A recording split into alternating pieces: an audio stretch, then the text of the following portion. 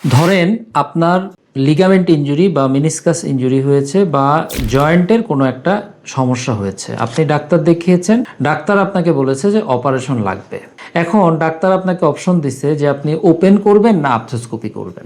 এই জায়গাতে আপনি এখন একটা ডায়লেমার মধ্যে পড়ে গেছেন যে ওপেন সার্জারি করবেন না আর্থ্রোস্কোপি।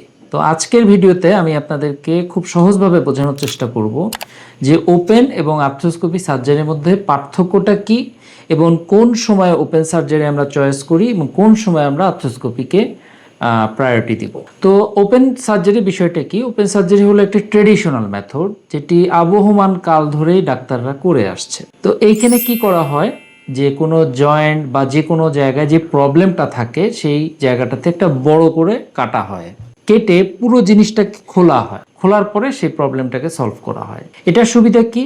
সুবিধা হলো যদি জটিল বা কঠিন কোনো ভাঙা থাকে, জটিল বা কঠিন কোনো সমস্যা থাকে যেটি ডাইরেক্ট ভিজুয়ালাইজেশন দরকার, অর্থাৎ আমার পুরোপুরি জিনিসটা দেখা দরকার, তখন আমার কিন্তু ওপেন সার্জারির কোনো বিকল্প নেই।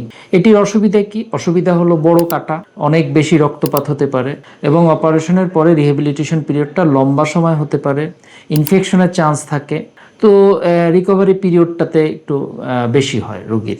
এইবার আসেন আর্থ্রোস্কোপিটা কি? আর্থ্রোস্কোপি হলো আমার যে সমস্যাটা আছে এখানে এই পুরো জয়েন্টটা খোলা হবে না, একটি ছোট ফুটার মাধ্যমে ক্যামেরা ঢোকাই দেওয়া হবে, সেই ক্যামেরা দিয়ে আমরা বাইরে থেকে দেখব এবং বাইরে থেকেই সার্জারিটা করা হবে, বিভিন্ন যন্ত্র ওই ফুটা দিয়ে ভিতরে ঢোকায় সেই সমস্যার সমাধান করা হবে।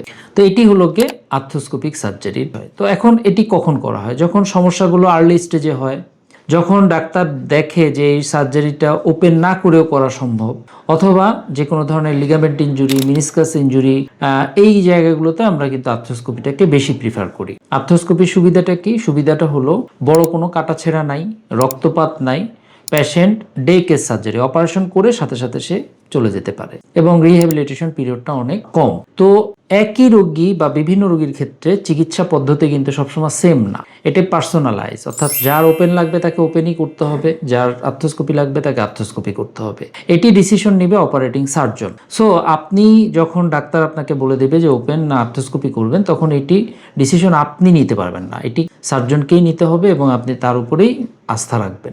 তো জয়েন্ট অথবা গিরা বিষয়ে কোনো সমস্যা হলে বা আর্থ্রোস্কোপি আর্থ্রোপ্লাস্টি বিষয়ে কোনো সমস্যা হলে আপনারা অবশ্যই সেই সংশ্লিষ্ট বিশেষজ্ঞর পরামর্শ নেবেন। এতক্ষণ আমি ছিলাম আপনাদের সাথে, আমি ডাক্তার খন্দকার নাফিজ রহমান। আমি আর্থ্রোস্কোপি আর্থ্রোপ্লাস্টি এবং কমপ্লেক্স ট্রমা সার্জারি নিয়ে কাজ করছি। তো সকলে ভালো থাকুন। আসসালামু আলাইকুম।